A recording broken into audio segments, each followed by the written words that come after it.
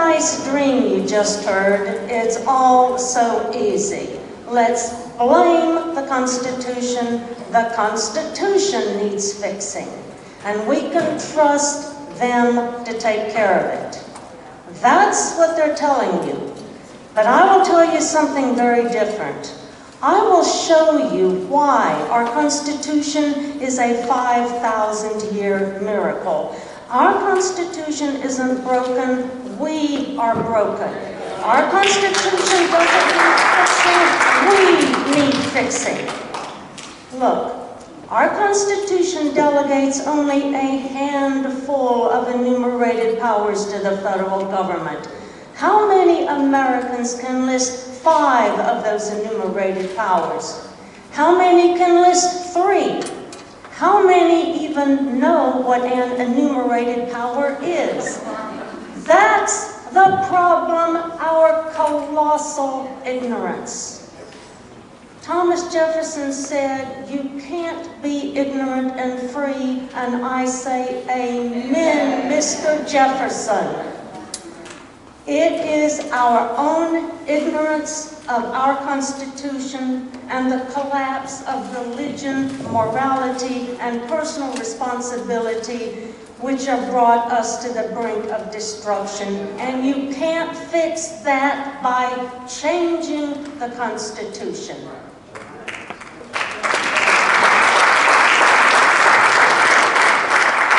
I don't pussyfoot. I'm going to say some things which are hard to hear, but I believe we are in the most dangerous period of our history because we are on the verge of losing our glorious Constitution. So we're at the fork in the road. Should we push for an Article 5 convention and let others change our Constitution? Or should we do what our framers actually told us to do when the federal government usurps power? And I'll tell you the 2 remedies they actually told us to follow. Alexander Hamilton warned that most men who overturned the liberties of republics began by paying obsequious court to the people, commencing demagogues, telling you what you want to hear, and ending tyrants. Federalist number 1, 5th paragraph. That is happening today. People, false friends, demagogues are demanding a convention where they claim they can improve this Constitution by amendments while they actually scheme to increase government power over us by rewriting our Constitution. Meanwhile, George Soros, Marxist law professors all over the country, Cass Sunstein and Eric Holder want a Marxist constitution in place by the year 2020. Before these change agents on the left and the phony right can get a new constitution, they need a convention. Because a convention, a constitution, can only be introduced at a convention. We are not being told the truth, but I will show you the truth. Article 5 of our Constitution provides 2 methods of amending our Constitution. Congress proposes amendments, or Congress calls a convention to propose amendments if 34 states apply for it. The first method was used for our existing 27 amendments. Congress proposed them all. Under the second method, Congress calls a convention. We have never had a convention under Article 5 for good reason, as you will see. Let's look at the 5,000-year miracle we are about to lose. When we ratified this Constitution, we created the federal government. It is a federation of sovereign states, united under a national government for those limited purposes itemized in the Constitution, with all other powers reserved by the states or the people. We listed every power we delegated to the federal government.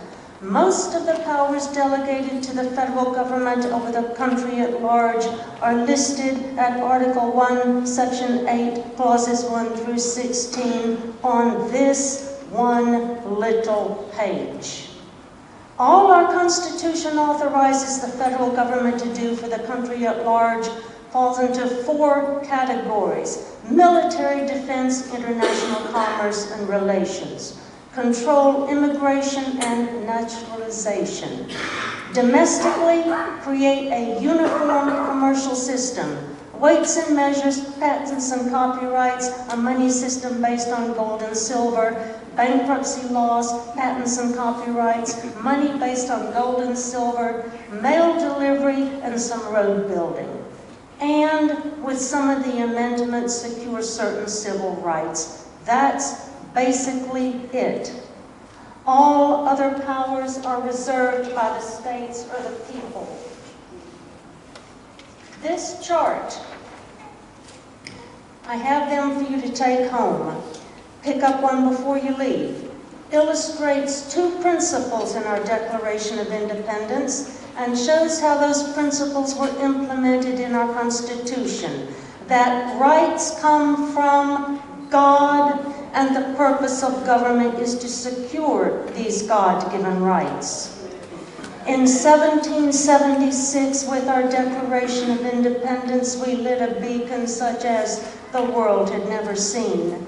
And in 1787, with our Constitution, we created a federal government whose sole purpose was to secure the handful of the God-given rights by means of exercising the handful of enumerated powers in the Constitution. When a government merely secures God-given rights, we are never put in conflict with each other because no one has his hand in anybody else's pocket.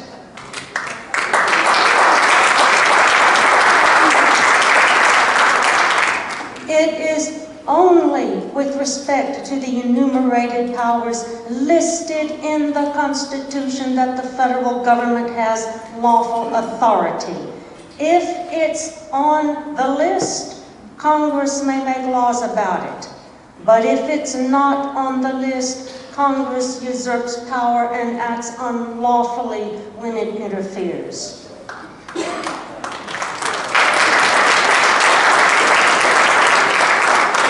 Depending on how you count, Congress only has 18 to 21 enumerated powers over the country at large. If we followed our Constitution, most people could live their entire lives without ever having anything to do with the federal government.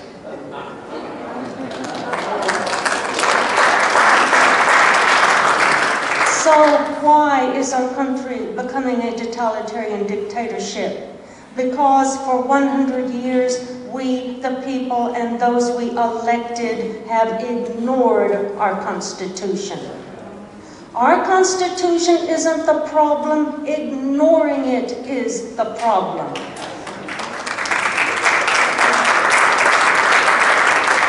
It was our duty to enforce our Constitution and make our public servants obey it. But long ago, we stopped reading our Declaration and Constitution, and because we didn't know what they say, we were unable to do our duty to vet, monitor, and discipline our public servants. We allowed our servants to bribe us into surrendering our liberties. That was the purpose of the federal welfare programs of the early 1900s, Social Security in the 1930s, and Medicare in the 1960s, to demoralize us, strip us of personal responsibility, and make us dependents, so that we would dance to the tune of our servants instead of making them dance to ours.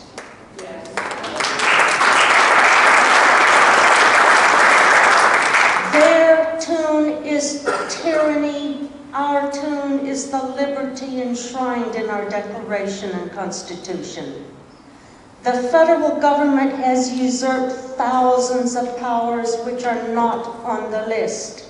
State governments have collaborated with the usurpations. And we, the people who ordained and established it, don't have a clue what it says about anything. We don't know that Congress has lawful authority only over those 18 to 21 powers listed and enumerated in the Constitution and on the chart you'll get. We believed the monstrous lie that the federal government can do whatever they want except as limited by amendments. Convention supporters exploit our ignorance when they tell us amendments can limit the powers of the federal government. But when people learn this short list of delegated powers, they cannot be deceived by those who tell them that the remedy for a federal government which has seized thousands of powers not on the list is to change the Constitution. Think, when the Fed seize powers which aren't on the list, what part of our Constitution do you amend to fix that? Do we need an amendment telling them they can't do things which aren't on the list? We already did that. It's the 10th Amendment. They ignore the 10th Amendment.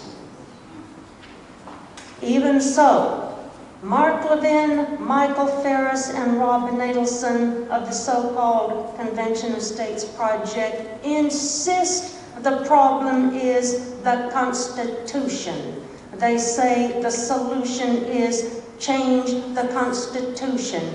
Yes, even though everyone has ignored the Constitution for 100 years, and we, the people, consulted no standard other than our own personal opinions, all we need to do is change the Constitution, and that will fix everything. Levin and Farris say amendments will limit the power and jurisdiction of the federal government. But our Constitution already limits the powers of the federal government to those 18 to 21 few and defined powers listed in the Constitution. So how can changing our Constitution limit the powers of the feds when they are already doing thousands of things our Constitution already says they can't do? Look at guns. Our Constitution doesn't delegate to the feds power to regulate guns, gun sales, ammunition, firearms dealers, and do background checks. But they do it anyway. So let's pass an amendment telling them they can't do any of this. But we already did that. It's the Second Amendment. They ignored the Second Amendment. So the claim that we can control the feds who ignore the Constitution by changing the Constitution is so absurd that they cannot possibly believe it. I suggest they have a hidden agenda for agitating for a convention, and from the absurdity of this claim and the falsity of their other claims, we may infer an evil intent on the leaders of this.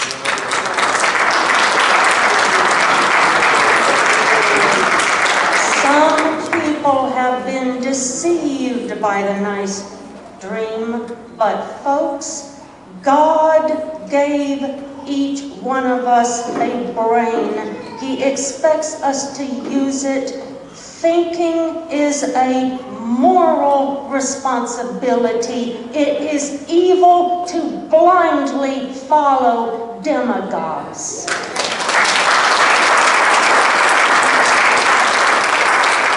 We can know that Levin and Farris don't want to limit the power and jurisdiction of the federal government because the amendments they propose delegate new powers to the federal government, or legalize powers the feds have already usurped. Let's look at 3 of them. Michael Farris drafted a parental rights amendment he says would protect parental rights. But it does the opposite. It delegates power over children to the federal and state governments. Here is his amendment. Section 3 says, quote, "Neither the United States nor any state shall infringe these rights without demonstrating that its governmental interest as applied to the person," that's the children, "is of the highest order and not otherwise served." End quote.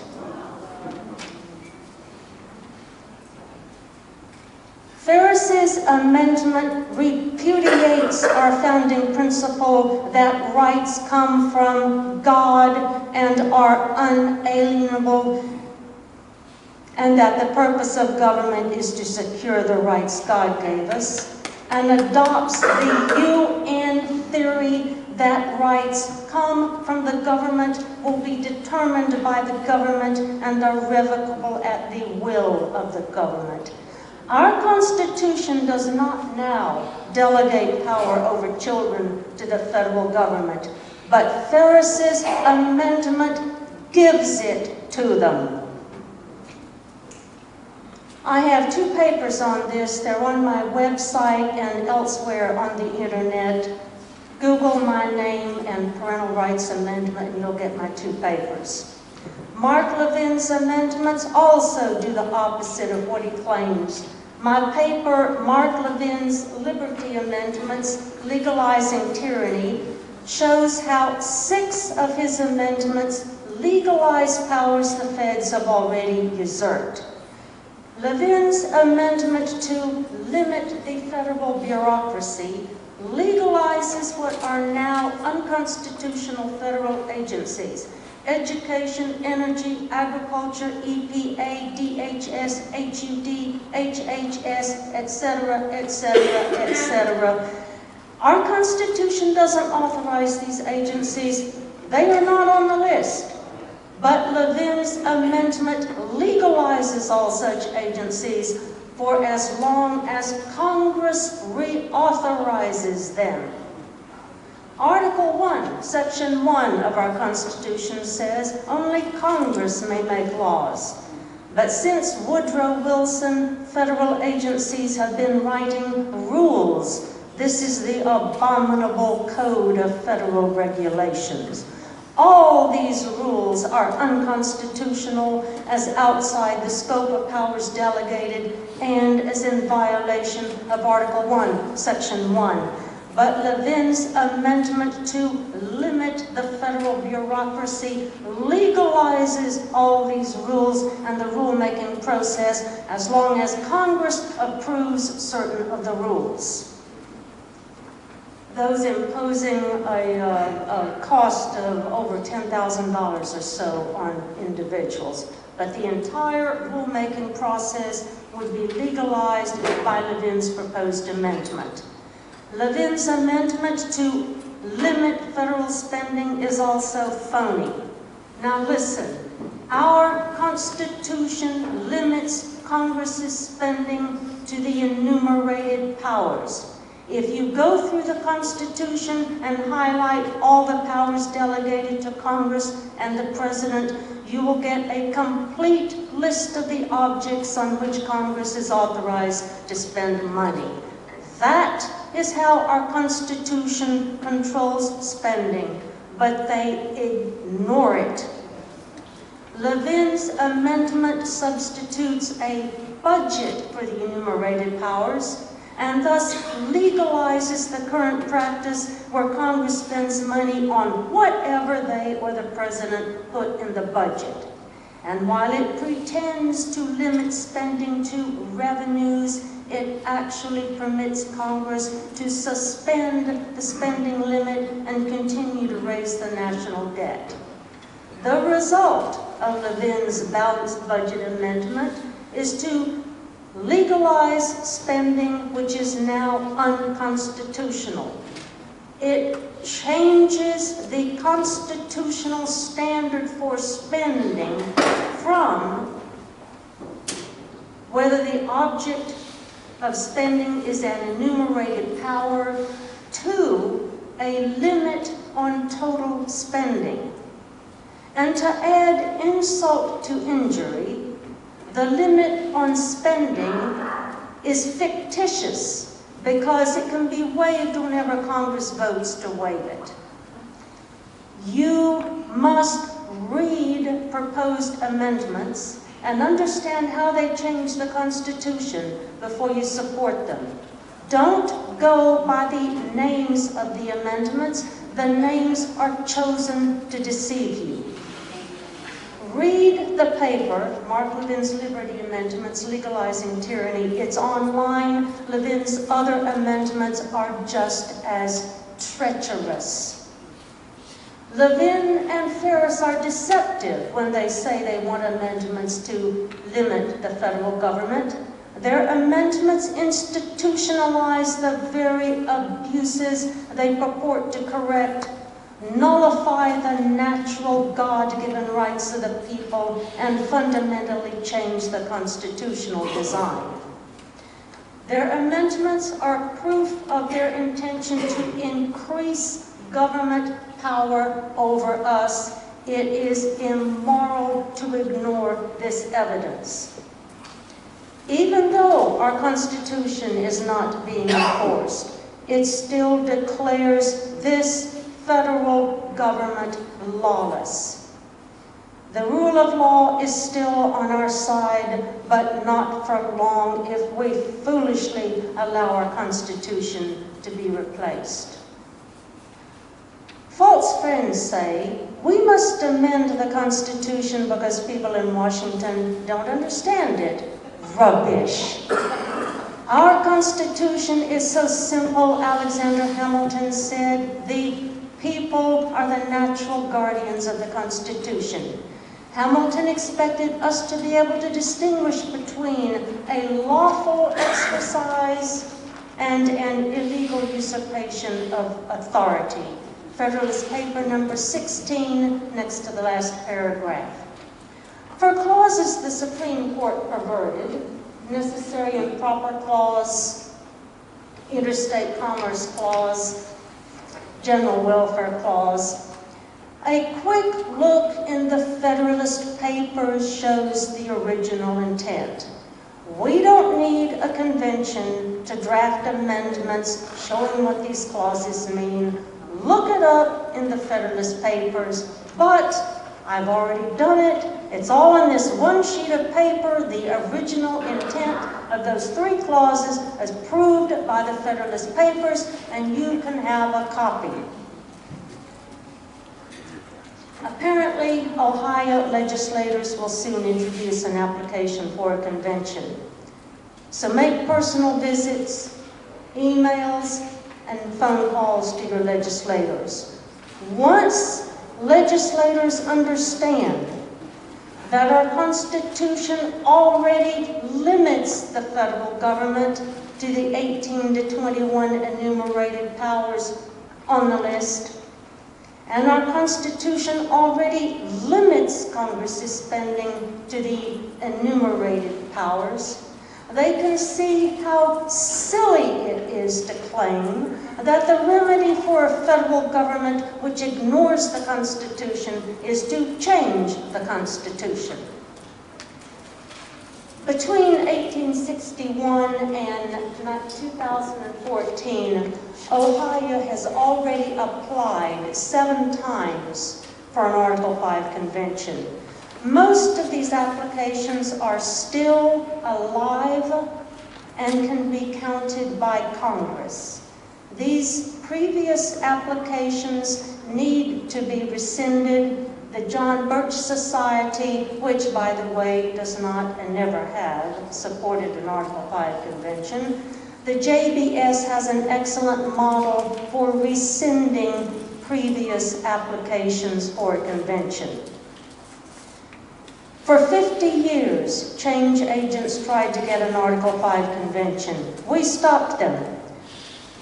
So proponents repackaged the push for a convention. They now market it as an issue of states' rights versus the federal government. They say we must amend the Constitution to restore powers the feds have taken from the states. Rubbish. The 10th Amendment says all powers not delegated to the federal governments by the Constitution are reserved to the states or the people. What happened to these reserved powers? The states sold them to the federal government.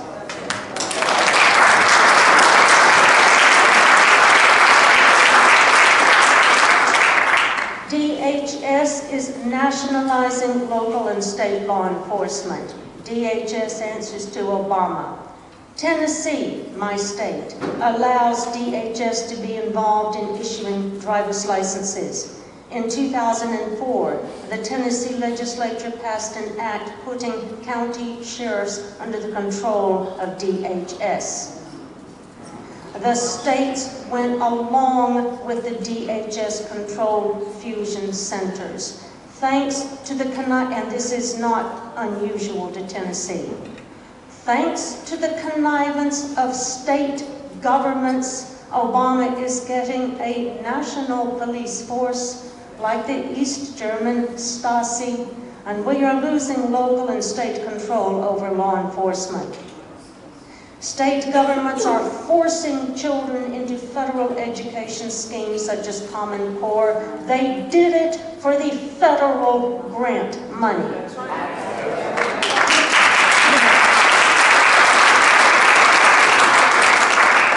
Last year, a Tennessee legislator filed an Obamacare nullification bill. But the fiscal note said if her bill passed, Tennessee would lose $6 billion in federal funds. Well, Tennessee's legislators didn't want to lose all that federal money, so Tennessee is not going to nullify Obamacare.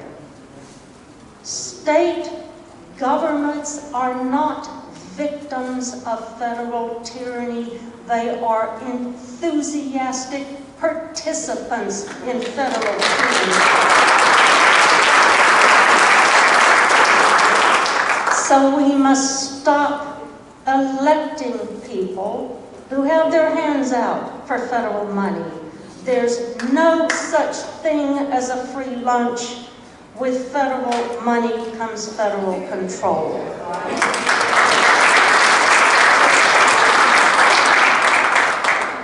COS fabricated the preposterous claim that our framers said the purpose of amendments is to rein in the feds if they usurp power. Our framers never said that when the feds ignore the Constitution, our remedy is to change the Constitution. One delegate at the convention of 1787, George Mason, objected to Congress controlling the amendment process. So on the last day of deliberations, September the 15th, 1787, the convention method of proposing amendments was added. But since Congress calls the convention, and because of the necessary and proper clause at Article 1, Section 8, last clause, Congress has exclusive authority to organize the convention. So George Mason didn't get his way and was one of only 3 delegates at the convention of 1787 who refused to sign the Constitution. James Madison says in his Journal of the Federal Convention for September the 17th, 1787, quote, "The Constitution being signed by all the members except Mr. Randolph, Mr. Mason, and Mr. Gerry, who declined giving it the sanction of their names, the convention dissolved," end quote. So George Mason didn't get his way. Yet, Convention of States claims that George Mason, one of the 3 dissenters who refused to sign the Constitution, was the one who called the shots. We must distinguish between defects in a Constitution and a government's refusal to obey the Constitution to which it is subject. There were defects in our Constitution: slavery, amendments fixed defects. But our problem is a disobedient federal government and disobedient state governments. That calls for different remedies, and our framers spelled them out. What our framers who signed the Constitution actually said is that amendments remedy defects in the Constitution. That amendment of errors and useful alterations would be suggested by experience, and that useful amendments would address the organization of the government, not the mass of its powers. Convention of States says the states will appoint the delegates to a convention, control the delegates by means of state laws. Each state will get 1 vote, and Congress has no power over the convention. The states run the whole show. And they say they know this because former law professor Rob Natelson says these were the customs followed in conventions during our founding era. They say Congress will follow these same customs if it calls a convention under Article 5. But we've never had a convention under Article 5, so Natelson's customs are irrelevant. Read Article 5 for yourself. COS is making stuff up. What Article 5 says is that Congress calls the convention. A call is the official summons for a convention to take place. It states the date and location, how delegates will be appointed, etc. Article 1, Section 8, last clause, delegates to Congress the power to make the laws to carry out the call. Nothing in the Constitution says the states control the convention, appoint the delegates, and each state gets 1 vote. COS made it up. The states have no power over the convention at Article 5. All they can do is apply to Congress to call a convention. The states cannot control the delegates. I show why in this paper delegates to an Article 5 convention can't be controlled by state laws. The primary reason, but I have others listed in the paper, is that delegates to an Article 5 convention are invested with the inherent sovereign power to do whatever they want. Declaration of Independence, 2nd paragraph. And once the delegates assemble, they can make their proceedings secret, and they can vote by secret ballot. The states would never know which delegate did what. At the Convention of 1787, the first thing the delegates did was to elect their officers. The second thing they did was to make the rules, and they voted to close the convention to the public and that nothing could leave the room and go outside without permission. Nothing can stop the delegates to an Article 5 convention today from doing the exact same thing. Congress gets its research from the Congressional Research Service, the CRS. Here is their April 2014 report on the issues under an Article 5 convention. CRS confirms that Article 5 delegates to Congress exclusive authority over both methods of amendment. The report shows that in Congress's preliminary preparations for Article 5 conventions in the past, Congress has provided that delegates would receive immunity from arrest, as in Article 1, Section 6, and has planned to apportion delegates the same as in the Electoral College. So, California would get 55 delegates, Ohio would get 18. And Congress decides who will appoint the delegates. Congress may permit the states to appoint them, or Congress may decide to appoint the delegates. Congress may appoint themselves as delegates. False friends insist they know exactly how a convention will operate, but page 27 of the CRS report states, quote, "In the final analysis, the question, what sort of convention, is not likely to be resolved unless or until the 34-state threshold has been crossed and a convention assembles." CRS says we'll have to get a convention before we know how it is going to operate.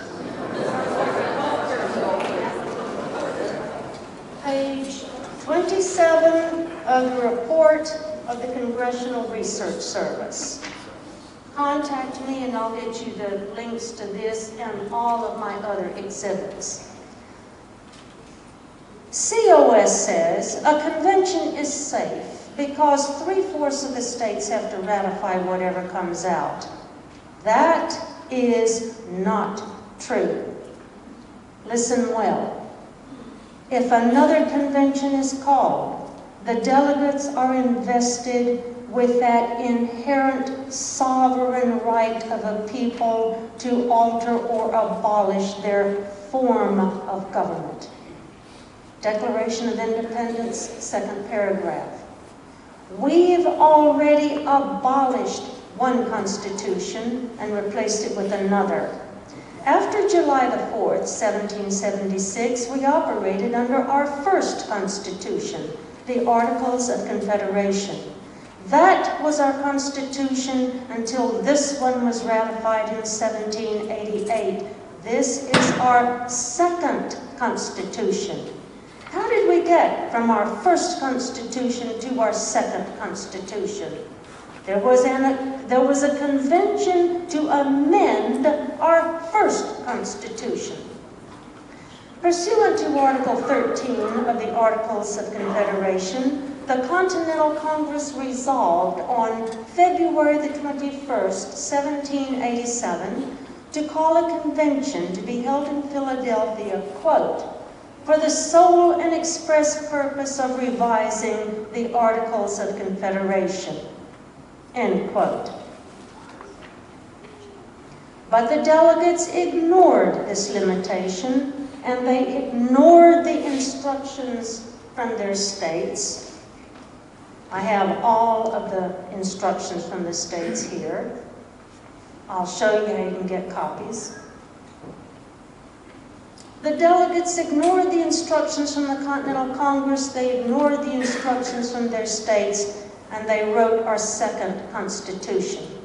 Because of the inherent authority of delegates, it is impossible to stop this from happening at another convention. If we have a convention now, George Washington, James Madison, Benjamin Franklin, and Alexander Hamilton won't be there to protect you. You don't know who the delegates will be, and you won't find out until it is too late. But they will have the power to impose a third constitution. Now listen well. A third constitution will have its own new mode of ratification, whatever mode will ensure approval. Our first constitution required the Continental Congress and all 13 states to ratify amendments. But our second constitution drafted at the Amendments Convention of 1787, provided at Article 7 that it would require only 9 states for ratification. 13 states and the Continental Congress to ratify amendments to our first Constitution, but only 9 states needed to ratify our second Constitution. If we have a convention today, there is nothing to stop the delegates from proposing a third Constitution with its own new mode of ratification. New constitutions are already prepared and waiting for a convention. 50 years ago, the Ford and Rockefeller Foundations produced the Constitution for the new states of America. It is ratified by a referendum called by the President. The states are dissolved and replaced by regional governments answerable to the new national government. Read the new state's constitution and tremble for your country, and if you're not afraid, you're a damn fool.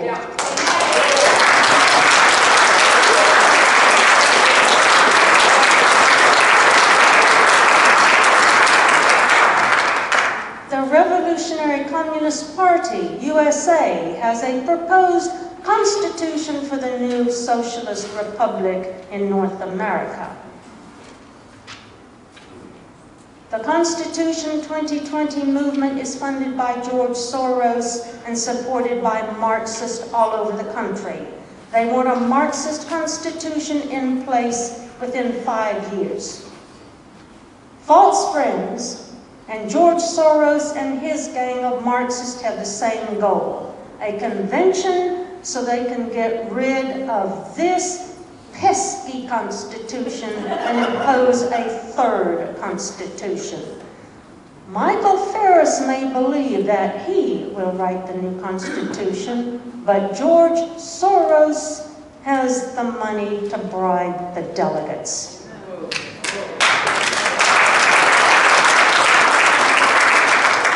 So whether Congress or the states set up and organize the convention is not the critical issue, because in either case, the delegates, whoever selects them, are vested with that inherent sovereign right to throw off this Constitution and propose a third Constitution with a new mode of ratification.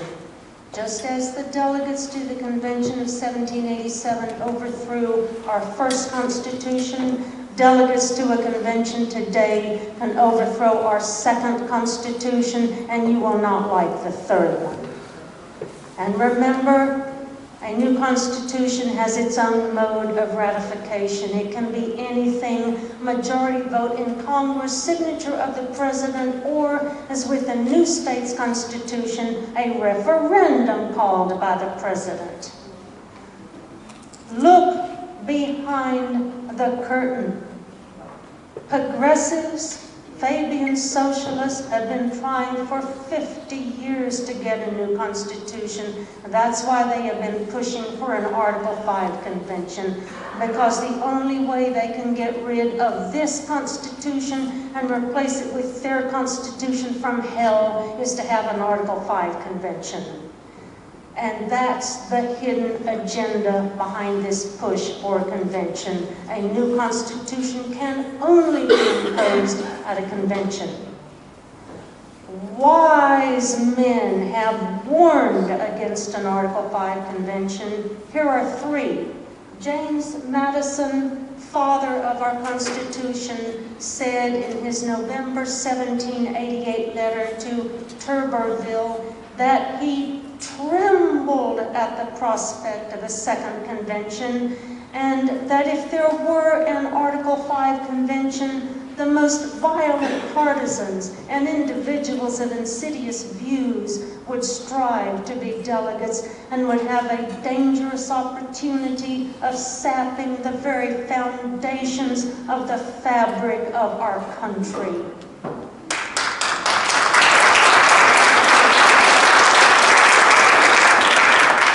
Throughout Federalist Paper number 49, Madison warned against an Article 5 convention to correct breaches of the federal Constitution. Madison said, among other things, the legislators who caused the problem would get themselves seats at the convention and would be in a position to control the outcome of the convention. Former U.S. Supreme Court Justice Arthur Goldberg reminds us in his September 14, 1986 op-ed in the Miami Herald that at the convention of 1787, the delegates ignored their instructions from the Continental Congress and instead of proposing amendments to the Articles of Confederation, wrote a new constitution. And he warns that any attempt at limiting the agenda would almost certainly be unenforceable. Former U.S. Supreme Court Chief Justice Warren Burger said in his June 1988 letter to Phyllis Schlafly, "There is no effective way to limit or muzzle the actions of a constitutional convention. After a convention is convened, it will be too late to stop the convention if we don't like its agenda. A new convention could plunge our nation into constitutional confusion and confrontation at every turn." Yet, false friends ridicule these warnings as fear-mongering. Are there violent partisans and individuals of insidious views among us today? Yes, and they want a convention. But false friends assure us that only moral and wise people will be delegates. Well, let's look at that claim. There are 3 ways to select delegates. Congress. Does anyone trust Congress to appoint only moral and wise people as delegates? State legislatures. Does anyone trust state legislatures to appoint only moral and wise people as delegates? Popular election. Does anyone trust the people to select only moral and wise people as delegates? After all, we've done such a great job in electing presidents, members of Congress, and representatives to our state legislatures.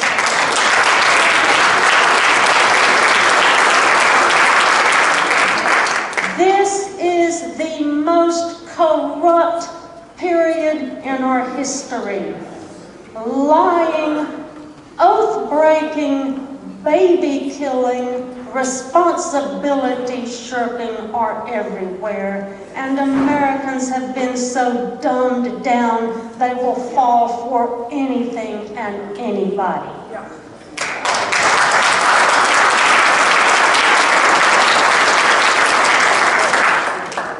So, what did our framers say we are supposed to do when the federal government usurps power? They never said, when the feds violate the Constitution, change the Constitution. They never said, file a lawsuit and let federal judges decide. They advised 2 remedies. The first is, elect faithful representatives. At the Virginia Ratifying Convention on June the 20th, 1788, James Madison said, "Our Constitution depends on the people having the virtue and intelligence to select men of virtue and wisdom to office. In Federalist Paper number 44, Madison said, when Congress usurps powers and the executive and judiciary departments go along with it, a remedy must be obtained from the people who can, by the election of more faithful representatives, annul the acts of the usurpers. But we keep electing politicians who know nothing about our Constitution. We are shallow. Someone cool says something we like and we instantly want him for president. We make no inquiry into his knowledge of our Constitution. We put blind faith in people just because they catch our fancy. They claim to be conservative and support the Constitution, and we swallow it. So we must vet our candidates for office, conduct candidate forums, and test them on their knowledge of our Constitution, make them list the enumerated powers.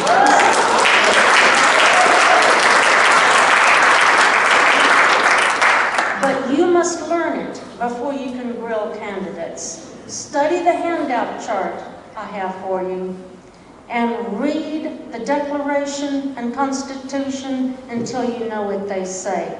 Folks, you don't need a law degree, you don't need a PhD in government to understand this. This is high school level material. We cannot be ignorant and free. The second remedy is, don't submit to federal usurpations. Our framers said the federal government is our creature and must submit to our will as enshrined in this Constitution.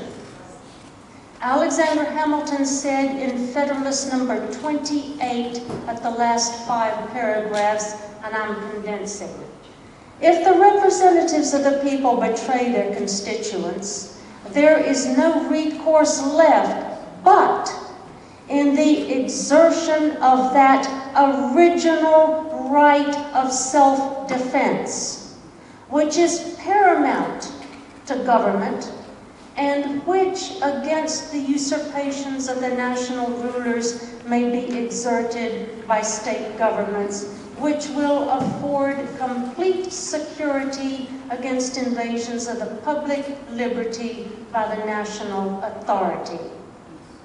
Hamilton says in Federalist number 33 at the 5th paragraph, if the federal government should overpass the just bounds of its authority and make a tyrannical use of its powers, the people, whose creature it is, must appeal to the standard they have formed and take such measures to redress the injury done to the Constitution as the exigency may suggest and prudence justify. I love the way they wrote.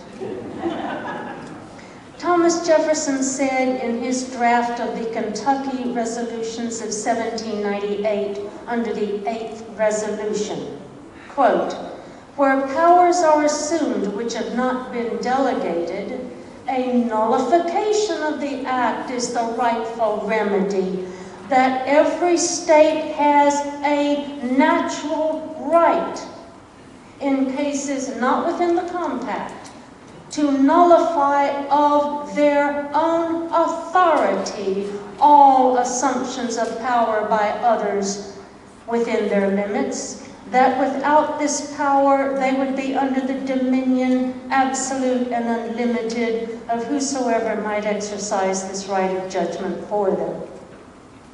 James Madison commented on this in his Notes on Nullification, written 1834, quote, the right of nullification meant by Mr. Jefferson is the natural right which all admit to be a remedy against insupportable oppression.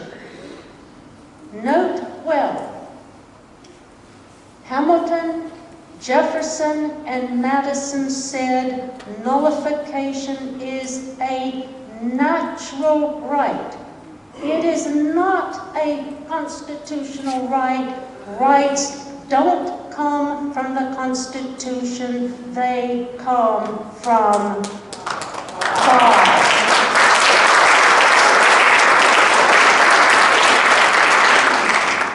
In Madison's report of 1799-1800 on the Virginia resolutions, he said under his discussion of the third resolution, and I'm condensing, the states in their sovereign capacity are the parties to the Constitutional Compact and are thus the final authority on whether the federal government has violated the compact. There can be no tribunal above the authority of the states to decide whether the compact made by them has been violated by the federal government. That if, when the federal government usurps power, the states don't stop the usurpation and thereby preserve the Constitution, there would be no relief from usurped power.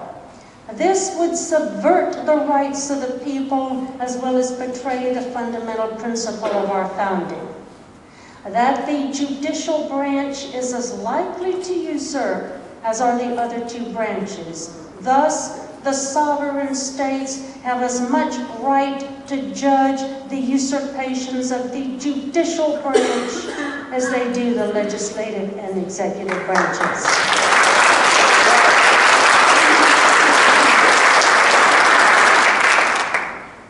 In 1962, when the U.S. Supreme Court started banning prayer in the public schools, if we had had manly men and womanly women in our state legislatures would have made a law directing their schools to ignore the unconstitutional, usurpacious Supreme Court opinion outlawing prayer.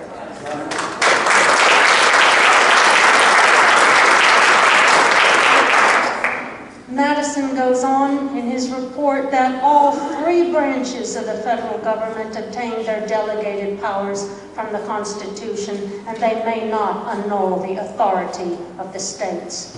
And if the judicial branch connives with other branches in usurping powers, our Constitution will be destroyed. So the judicial branch does not have final say as to the rights of the parties to the Constitutional Compact. Otherwise, the delegation of judicial power would annul the authority delegating it, and the concurrence of the judicial branch with the other branches in usurping powers would subvert the Constitution forever. In Federalist Paper number 46, that's important, Madison says, respecting unconstitutional acts of the federal government, the people can refuse to cooperate with federal officers. State officials can oppose the feds. State legislatures can invent legislative devices to impede and obstruct the federal government in its unconstitutional schemes. States can cooperate in concerted plans of resistance. States can easily defeat the federal government's schemes of usurpation, and as the last resort, the states must defend themselves from the federal government. That's why the people are armed.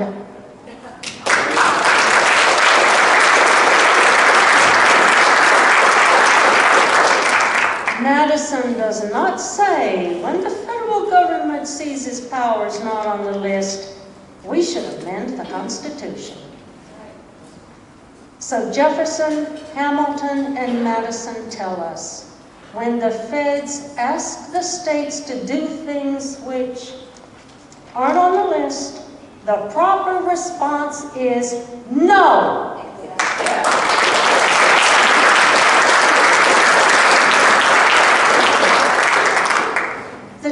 Declaration of Independence says at the 7th paragraph that the colonials opposed with manly firmness the king's invasions on the rights of the people. What we need in this country is more of that manly opposition to tyranny.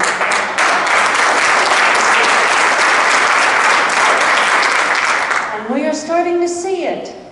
The 10th Amendment Center says that over 200 bills have been filed this year in state legislatures to nullify unconstitutional acts of the federal government. Here are some. To allow terminally ill people access to experimental drugs and medical treatments despite FDA rules. Drugs and medical treatments not on the list. Deny resources and assistance to the National Security Agency. Spying on us? Not on the list. And the Fourth Amendment didn't stop them from spying on us. Nullify federal bans on growing hemp and marijuana. Agriculture and drugs? Not on the list. An Indiana legislator filed a bill to nullify all federal EPA regulations.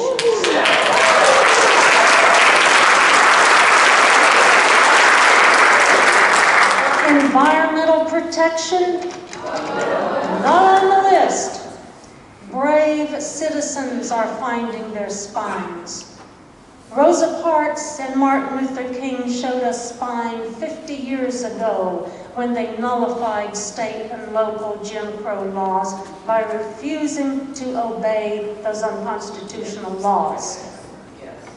Recently in Connecticut, citizens refused to obey an unconstitutional state law which pretends to require them to register their firearms. Article 1, Section 15, Connecticut Constitution says, every citizen has a right to bear arms in defense of himself and the state.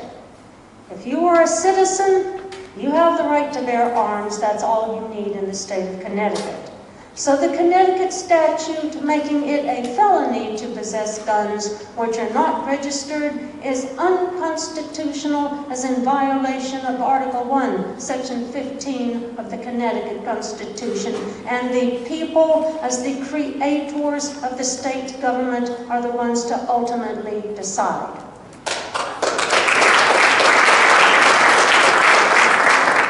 Disarming the American people. If Congress by law, or the President by executive order, or the BATF by rule, or the Supreme Court by opinion, or the federal government by UN treaty, orders the people to turn in our arms, we must refuse to comply.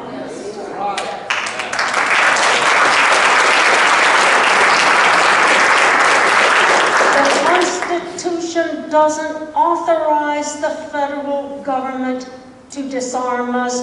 Gun control, not on the list.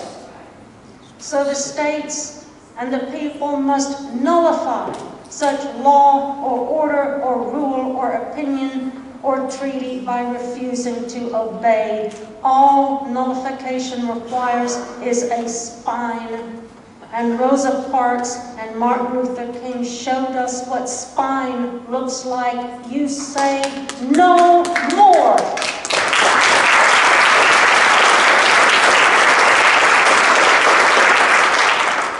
Yet nullification, a remedy our framers actually advised when the federal government usurps power, is under constant attack from false friends who dishonestly claim our framers opposed it.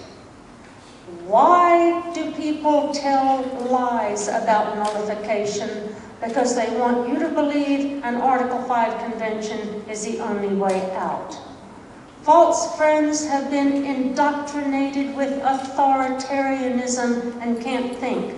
They don't tell the truth, or they ignorantly repeat the prevailing authoritarian dogma. So it's up to us. We must man up, throw off the indoctrination, learn our founding principles, educate our countrymen, trust no one to tell you the truth, and repudiate cowardice as the proper response to evil.